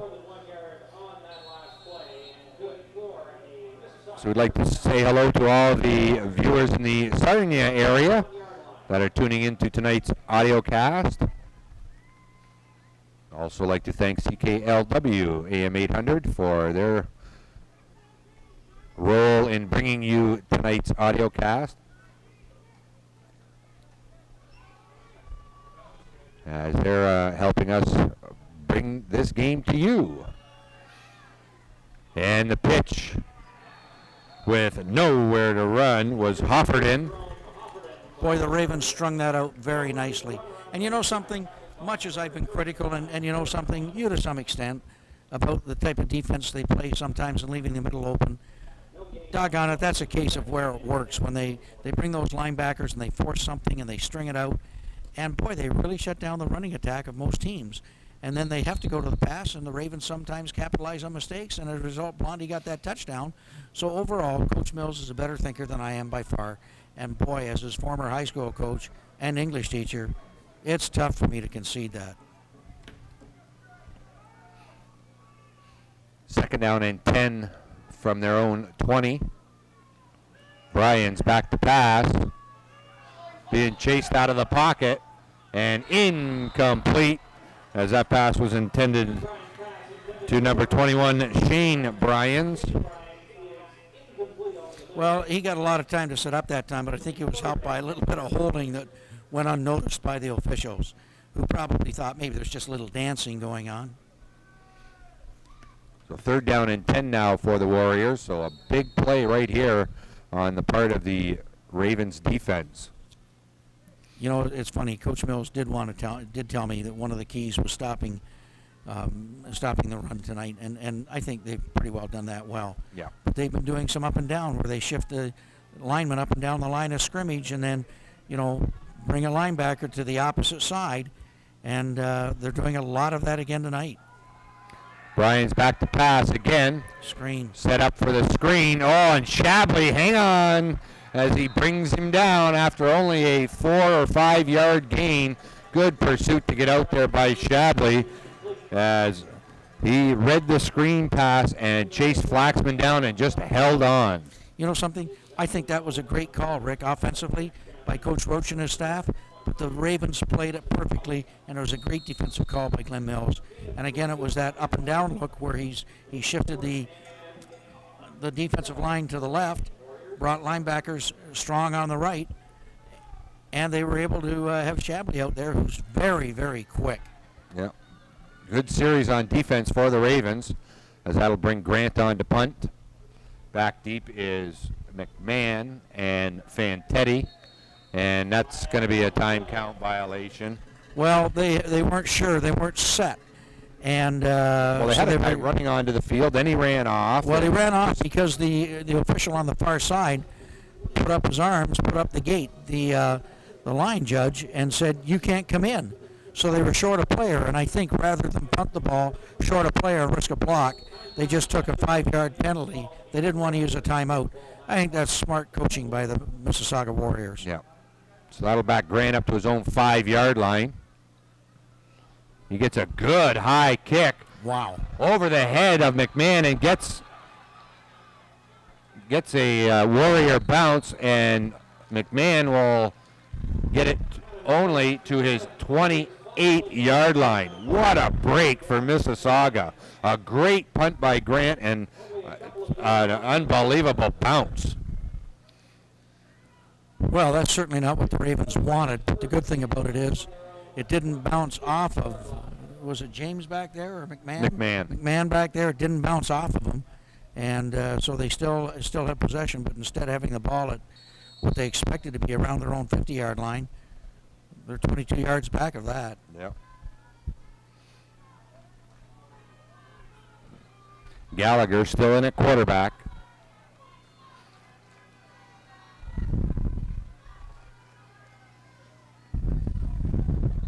And the handoff to Gledhill. He gains about 3 on the carry. Once again, Rick, with 3 minutes left in the third quarter, this has been a fast quarter again. Yep. Mario Harrison bringing down Gledhill on that play. So 2nd down and 7. Gallagher back to pass. He's got Fantus coming into the ball. What a play by Andy Fantus as he saw the ball was underthrown and just stopped on a dime and cut in to come back to the ball and catch it across midfield and in Warrior territory. Smart. Andy Fantus is a remarkable athlete, and he's going to have a great career, as we've mentioned many times this year, at the University of Western Ontario next year. Probably one of the premier receivers coming out of high school in Canada this year. Just a fantastic heads-up play. The pitch out to Gledhill, and Gledhill gets about 2 on the carry. We've mentioned it before, Rick. Gledhill, to be effective, has to get his shoulders turned parallel to the line of scrimmage and go north and south. And he tried to outrun the defense that time, and he's not going to do that when you have fast defensive backs like Mississauga. He did pick up a couple of yards, but I think he could have picked up a couple more yards had he cut it up sooner. So 2nd down and 8.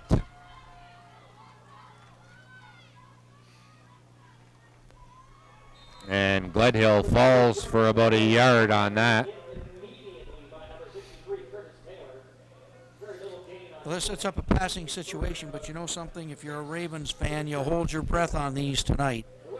They've had a great pitch and catch time this year with Gallagher and Fantus, but they haven't been getting the blocking tonight, and Kevin Gallagher has really been harassed. A lot of hurries tonight. Yep.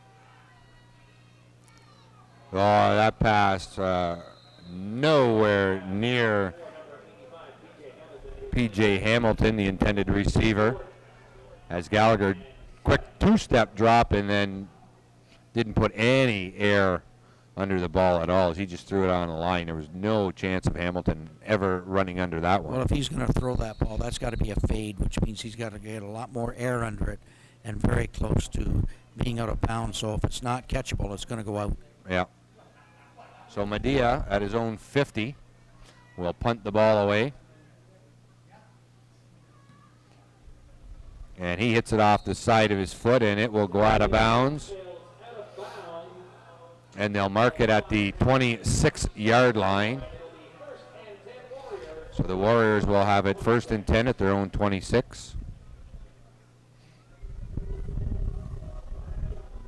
Well, we were hoping for a great game tonight, Rick, and we got just that. This is a real tug-of-war going back and forth. And, boy, I'll tell you, there could be 48 seconds left in the game in this score, and I wouldn't predict a winner. No, that's right. We've got a full quarter to go after the next 43 seconds have gone by. Yep.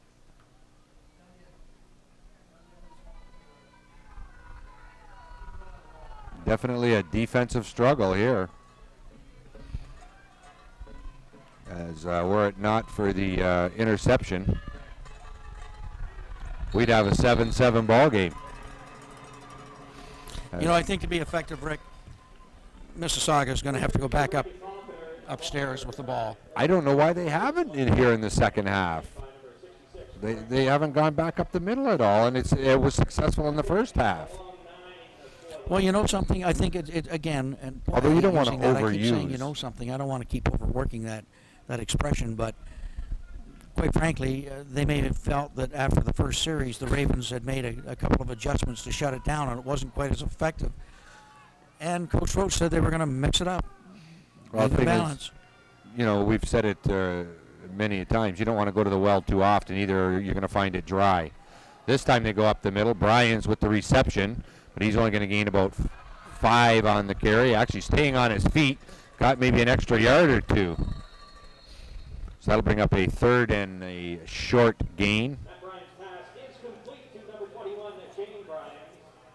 And that will be the final play of the 3rd quarter.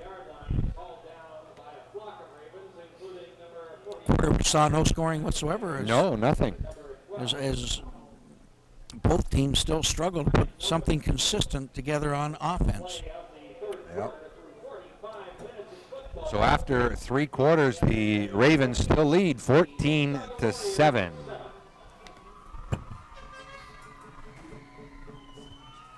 It'll be a 3rd down and 4. It's 3rd down, Portland Warriors. Ball spotted at their own 33-yard line. 3rd and 3. I didn't hear you guys throw it.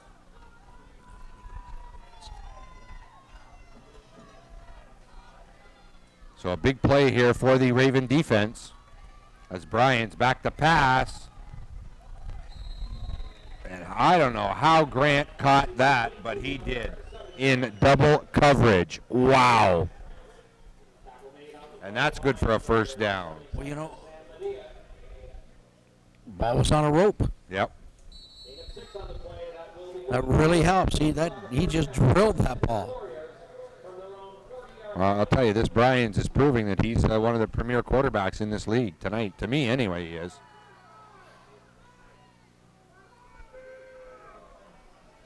So 1st and 10 from their own 40. Bryans back to pass, throws it out. And it's caught by Justin Amoa, number 1, and he gets down to the 44-yard line of the Ravens. Or no, pardon me, that was number 7, Ryan Batchelor.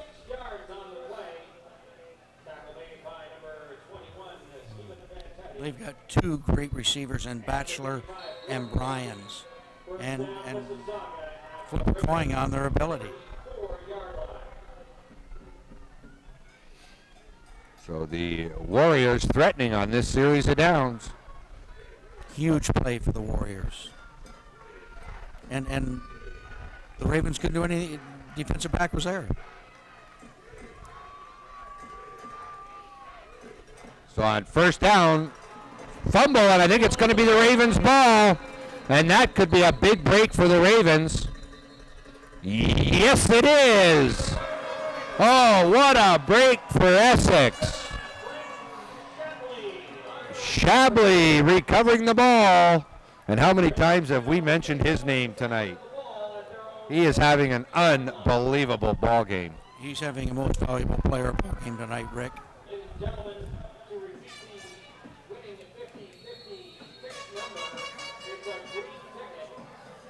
So the Ravens with 13:28 and counting to go here in the 4th quarter, lead 14-7. Recover that fumble. And let's see, Ross, if they can put some points on the board and make Mississauga pay for their mistake.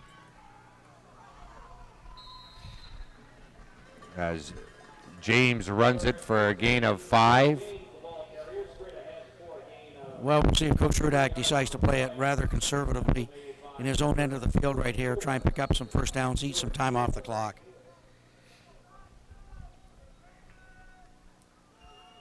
But if they can pick up that much yardage in each play, 4-down football, Rick. Yep. And like I say, they're eating up valuable time off the clock as well. And that's going to be offside. And that should be against Mississauga.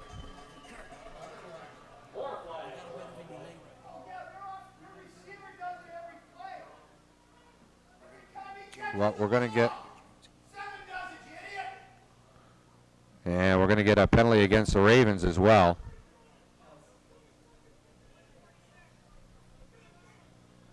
There you see, right in the middle. That's Ruthless Jones, we call him. Oh, Bob Jones. Number 1 Ravens fan, Rick, and he helped you. You did a great Yes, he job on did. the PA today on the public address system for the first game. And Bob Jones did a great job of the color, and he follows the Ravens from his home in Drumble, and nice to see him in the stands cheering the Ravens on tonight. Yeah. Yeah, he did a good job spotting for me there in the first game, is right. So second down and 11. Screen pass is dropped Sorry, Rick. by Paul James as he wanted to run before he caught the ball. You got that right, and you know something? I got caught cheering a little bit there. I'm sorry. That's all right. I hated to see that young man drop that ball. He had a lot of green in front of him. That was a fine call. Well, we'll see what they do now. It's 3rd and 11. You know something? I think you're going to see that call again before the game's over. Maybe not to this side of the field, but you're going to see that again. But hopefully not the drop. Gallagher's pass over the head of the intended receiver. That was Mike Harrington. So the punting team will come out.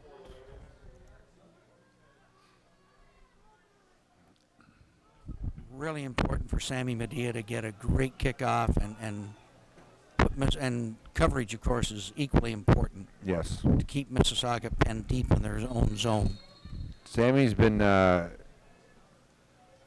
catching it on the side of his foot all night long, like you say. Oh, drop, snap, almost blocked, but he does get a decent kick away. Takes a nice Essex bounce and goes out of bounds down at the 33-yard line of the Warriors, so no return.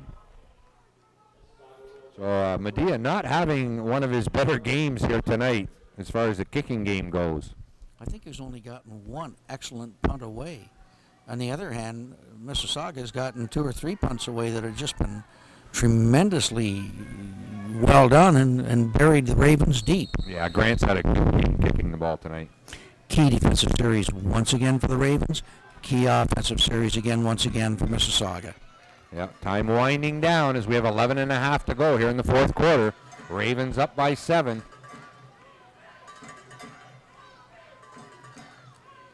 Bryant's back to pass, looks down the middle, and it's complete up the middle again to number 7, Ryan Batchelor. And Batchelor gets out to midfield. The Ravens tonight are a classic case so far of the bend, don't break defense. When you hold a team like Mississauga to 7 points, coming up on 11 minutes to go in the fourth quarter, you've done a pretty good job defensively. But boy, you just don't want to give up those big passing plays. Once again, a lot of motion for Mississauga. Yep. Nobody in the backfield. Bryans is going to get nailed and fumbles the ball. Oh, they're going to call him down. Wow. And who else but Brent Shabley sacking Bryans. He got in untouched, but we got a Raven down. I think it's a cramp.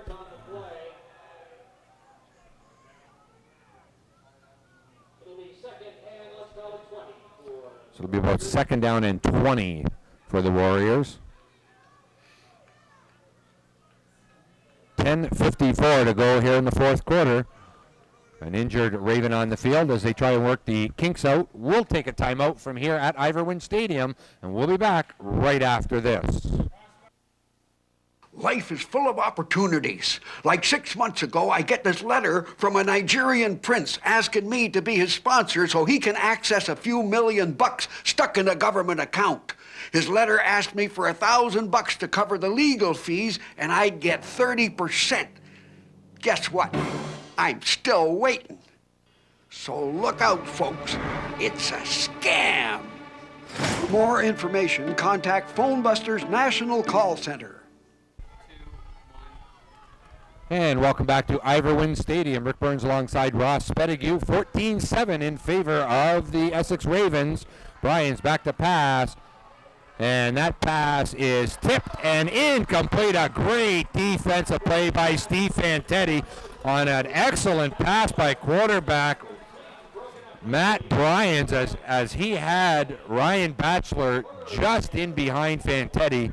but Fantetti read it all the way and saw it and got the big mid up. What a great job by Fantetti.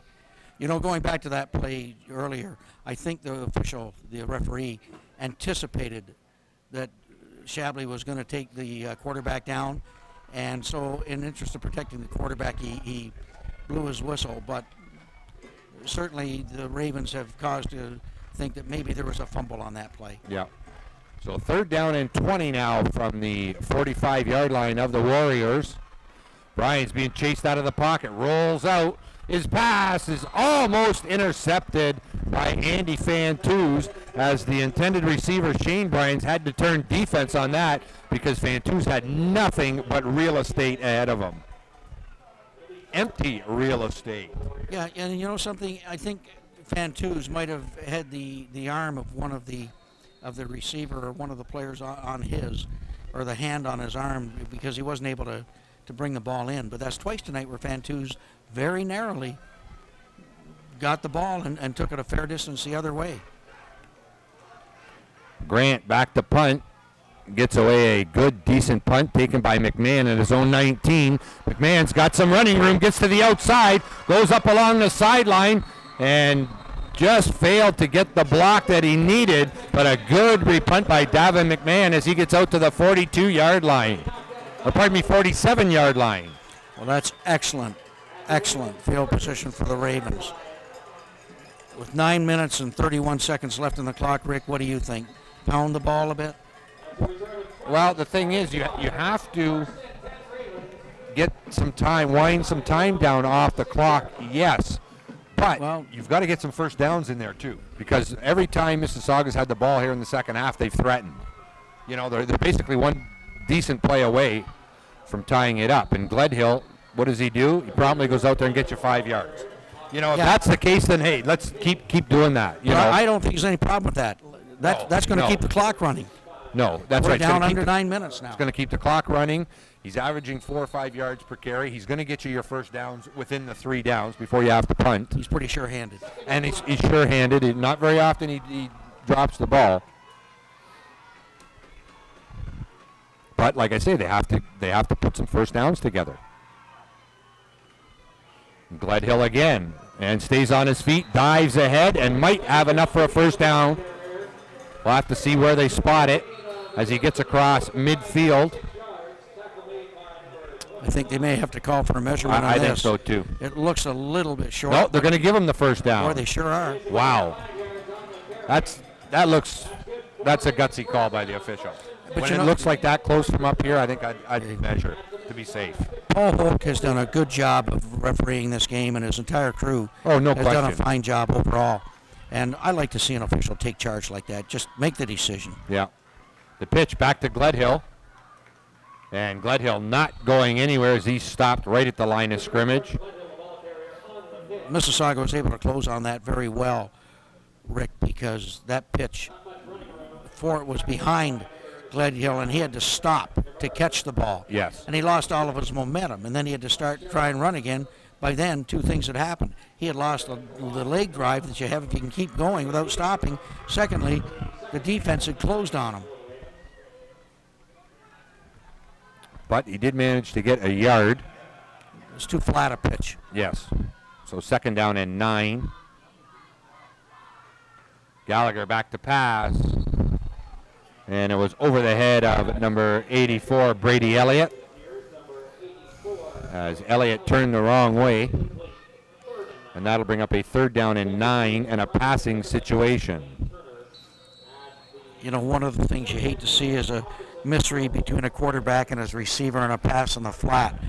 Because if the defender had not bailed on that and dropped and played soft coverage, that could have been a pick the other way for 6. And the pitch is to James. James tries to get around his man, can't do so. Picked up a couple, but is going to be well short of the first down. As that will bring up a 4th and 5. Do you know something? It'd be nice if Medea could get a tremendous punt for the Ravens, from the Ravens' point of view, kick it out of the end zone and pick up a single point. But that would be a tremendous kick. And there is flat out very little wind. Yes, the flags are straight down right now. Oh, it gets through the legs of Medea. And he's going to get tackled at the 40-yard line. I'll tell you, just when they get a break to get the ball back, they give it up on a bad break. Definitely been a game of chances tonight, but neither team can capitalize on them. Both teams seem to be wanting to help out the opponent as much as they can, and that's a gift to Mississauga. You know, instead of having the ball at their 20 or even deeper, they're at the Essex 41-yard line. You know what I'm seeing, Ross? Two tight football teams, afraid to make a mistake, and that's exactly what they're doing. It's almost making like the they're, mistakes. Rick, you're right. It's almost like they're playing not to lose instead of to win. Yeah.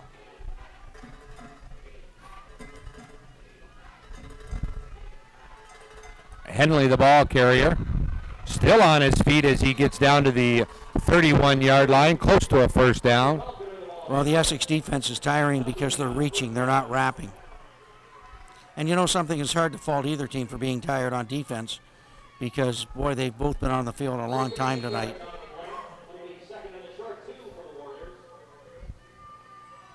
So 2nd down and 2. As they only gave him credit for 8 yards on that.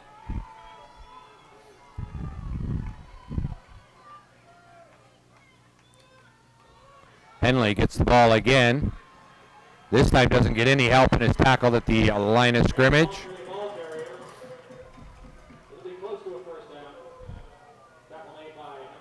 So it'll be a 3rd down and a good yard and a half. Rob Gibbon on the tackle for the Ravens. Another key play for both teams. 5 minutes to go here in the 4th quarter. If Mississauga doesn't get the first down on this one, would you go for it on 4th down, Ross? Down by 7? Yes. I think you almost have to now. But doesn't matter now as Henley gets a big gain as he gains 10 yards. So a first down at the, we're going to mark it at the 24-yard line.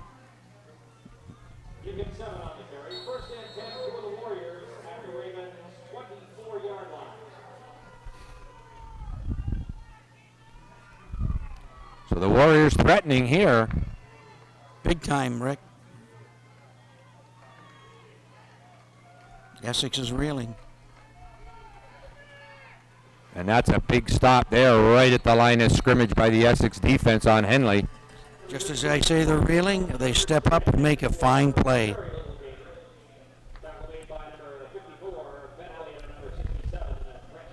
Ben Elliott and Brent Shapley making the tackle.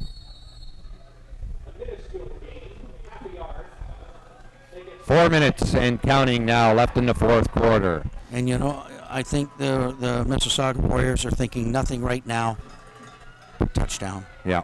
Well, they have to. They have to. Field goal isn't going to cut it right now.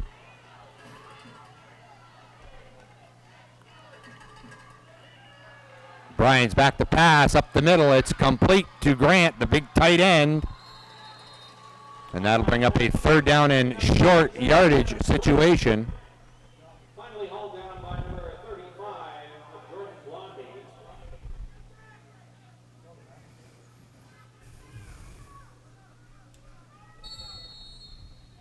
After this play, I think we're going to end up with a 3-minute warning, Rick. Yep. 3rd and a little more than a yard before Mississauga first down.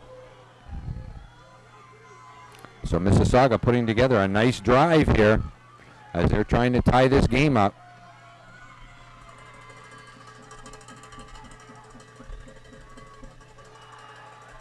And the handoff exploding up the middle was number 24, Mike McLeod. Wow, did he find a hole. All the way down to the 5-yard line. Well, they're going to put it at, spot it at the 6, actually. Surprised Coach Mills hasn't called a timeout. He doesn't want the clock to stop. By the same token, if they do score, you want to make sure you get enough time to bring it back down the field yourself. First and goal for the Warriors on the 6-yard line. We're under 3 minutes now.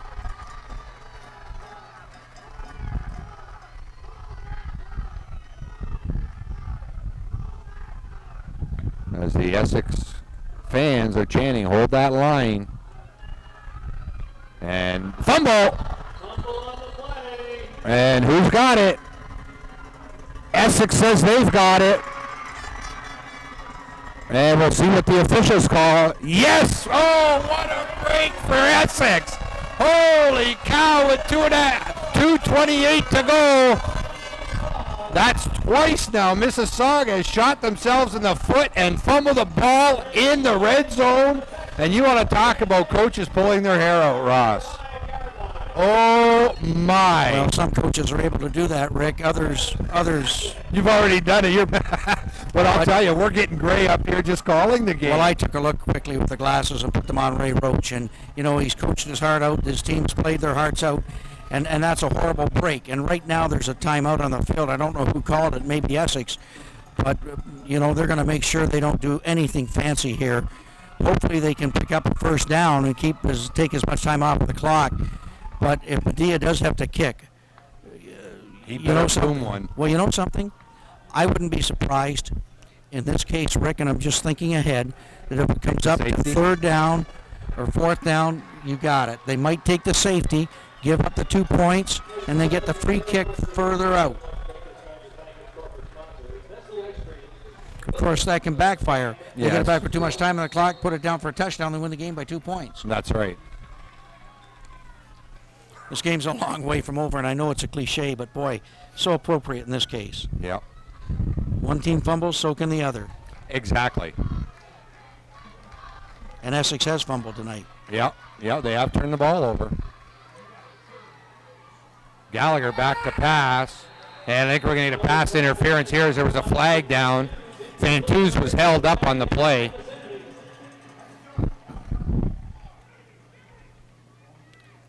I am absolutely amazed at that call.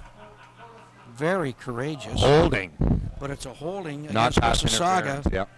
And that's going to jump the ball up 10 yards. First down. Which takes them out from under the shadow of their own goalpost, Rick. But my goodness. I'll tell you, Coach Rudak has huge cajones. Yes, he does, I'll tell you. Am I allowed to say that? You did, so it doesn't matter now. Yeah, a very, very interesting call. Inside handoff to Gledhill. He picked up a few on the play. I don't know why they're stopping the clock here. Well, they get the ball set, and then they'll start it again, I guess. Yep. Well, they definitely need a couple first downs here. At least one anyway, for sure. Second down and 6 for the Ravens. I think that makes the question of the safety we were talking about academic. Especially with if they get another first down. Time count. Time Boy, count. they didn't need that. No. So that'll back them up 5 yards. I'm not sure how that can be a time count violation because when he waved it in, I'm not sure that it was 2:11 on the board. Or 2:21 on the board, I mean. And that was a quick time count. Yeah.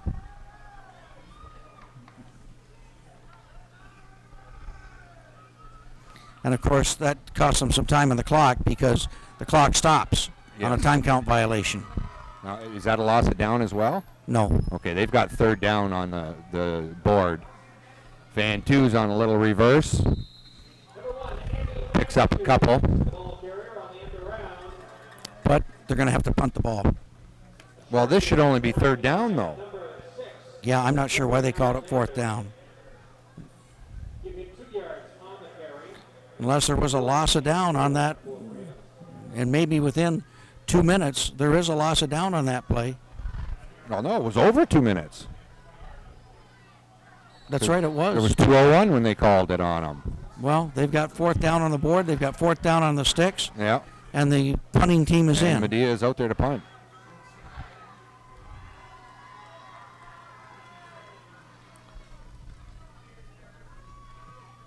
Medea with a good high kick backs the receiver up to his own 38, and he slips, and he's going to be down as the knee did touch.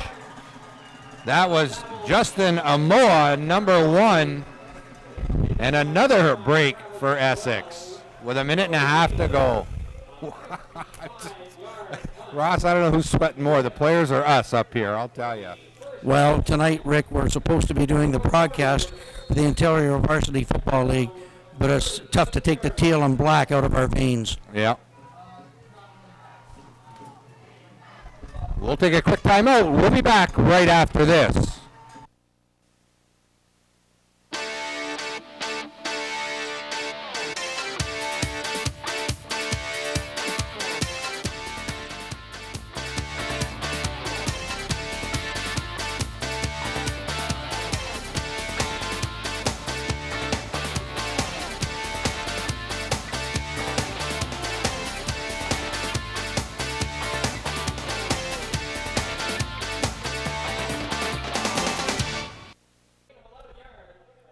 And we're back here at Ivor Stadium. A quick tape change, and we're off to the races here with 1:23 to go.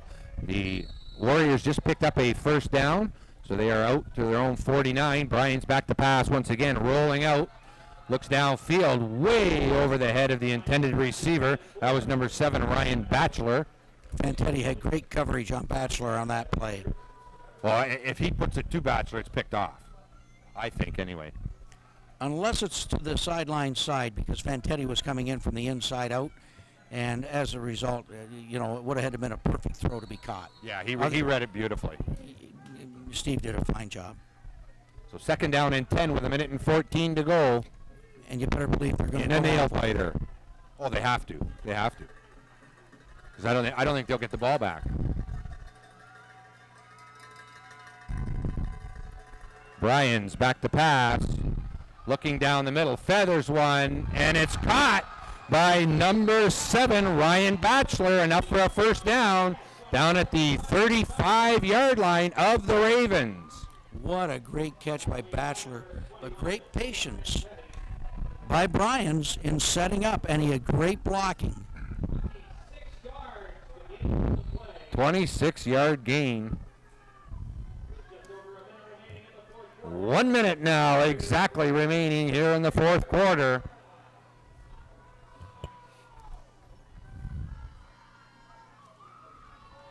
Bryant's back to pass. That pass almost intercepted, as the closest player was Fantetti of the Ravens. Unfortunately for Steve, he slipped on it. Otherwise, he's got it picked. Yep. 49 seconds left.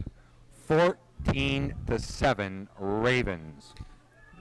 49 seconds to a championship for the Ravens, or overtime to decide who wins the championship, or potential overtime. Maybe they go for 2. Yeah, that's true. That would be a tough call. That pass is caught once again by Batchelor. Short of a first down, so that'll bring up third down, but third down and a yard. I don't know if they have any timeouts left or not, Ross, so I don't know if they can afford to run the ball here. Because if they don't make it, they're not going to run it. Maybe Brian's on the keeper. Yeah, as he rolled out and kept, he'll have the first down. But on the run, though, that should keep the clock running. Well, they'll set the sticks. And we got a timeout called by Mississauga. So they did have one left, yeah. Blondie making the tackle on quarterback Matt Bryans. And I'll tell you, we've got a nail biter here. Couldn't ask for anything more in a championship game, could you, Rick? No, definitely not, I'll tell you. just a great game by both teams. And sure, they've been a little tight, but who wouldn't be in a game of this magnitude? And in a location like this, just great. Championship series was held at Raider Field in Essex last year. Ivor win this year. Some people think that's a step down. Yeah. But hey, it's just been great for the OPFL to have the championships here, and we have to thank the Hamilton Tiger Cats for letting us use their great facility here, and certainly the entire OPFL wishes them well this year in the Canadian Football League play. So here we go. As Matt Bryans comes back in after getting the call, the play calls during that timeout. 1st and 10 out at the 23-yard line of the Ravens. Bryans back to pass. His pass is caught down inside the 5. Touchdown! Oh, number 21, Shane Bryans. And the Raven tacklers couldn't wrap him up and bring him down. Oh, my. Great call, great execution. Got to give credit for the Warriors for fighting back. And you know they're going to kick one and try to send this game into OT.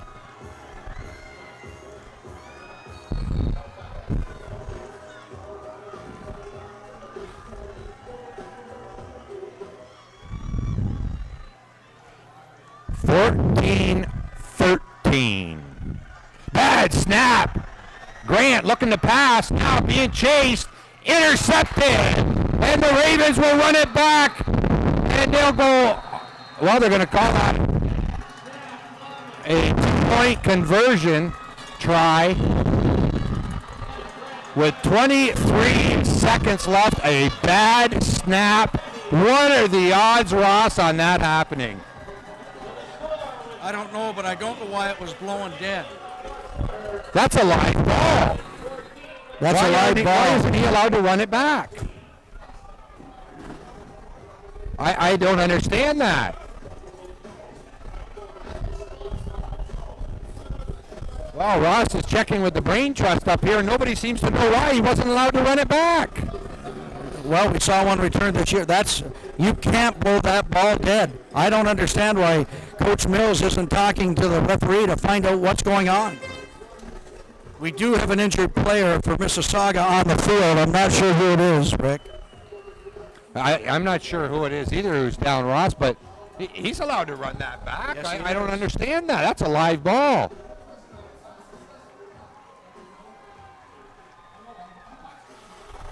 Well, the Ravens are talking about that right now. Well, they want an explanation. Sure. Well, he can't kick off now. I would be yelling about that if I were Coach Mills. He can't kick off because he's been injured. The medical help came on the field. He's got to go off. Go off for a play. Well, he is heading towards unless they use a timeout, and I don't think they have another one left.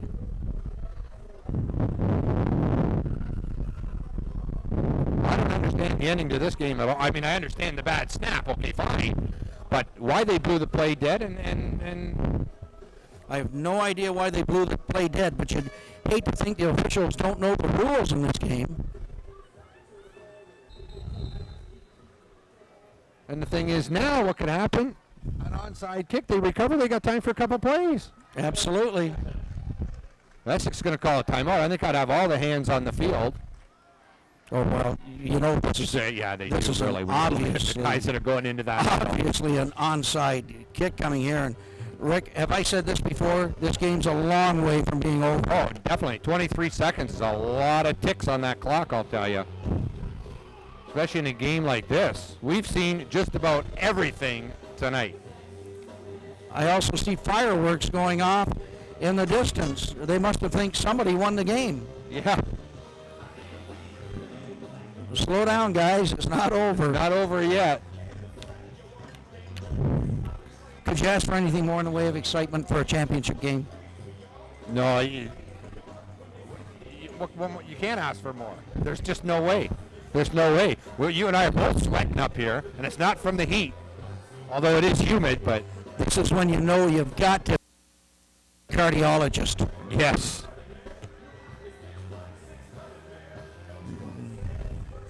Well, we've got Dufour, Fantuz, Gledhill, Medea, James, Cooper, everybody up. McMahon.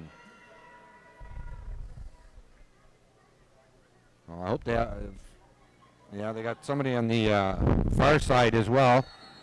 That's Mike Harrington, the receiver, number 81. Fantetti out there as well. Caught and held by McMahon perfectly. Good job by.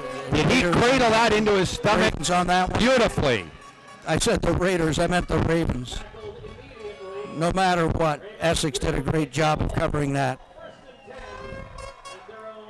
I'll tell you, the Warriors got there in a hurry. That wasn't an easy play for McMahon to hold on to that ball. The Ravens are starting to celebrate, but guys, hang Not on over for yet. 22 seconds.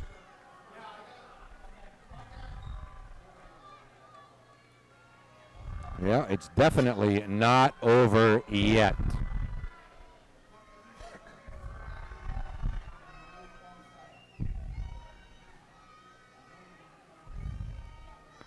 What a game. I'll tell you, we have seen everything. And this is Gledhill doing a good job backing up the offensive line, saying, hey, no penalties. Good job by Chad Sandel jumping in there and getting our friend Ristic out of there. Yeah. Because Mississauga's doing what they do so well. They're doing a Instigating. little bit of taunting and provoking, and they do it very, very well. No harm in that. No. That's the way they play the game. And we all There's know no quitting Mississauga, and Ristic's got to hold his cool. we all know Misha's a little bit enthusiastic, shall we say. And that's it. The Ravens are the 2002 Ontario Varsity Football League champions. And are they a happy group? Sweet, sweet revenge as the Mississauga Warriors knocked the Ravens out of the playoffs last season. And this time, the Ravens come back to turn the tide and win the championship here at the historic Ivor Wynn Stadium in Hamilton. What a football game, Ross. What a wonderful night for the Ravens. What a wonderful night for the Tri-County area. What a wonderful night for Wexa football, Kent County football.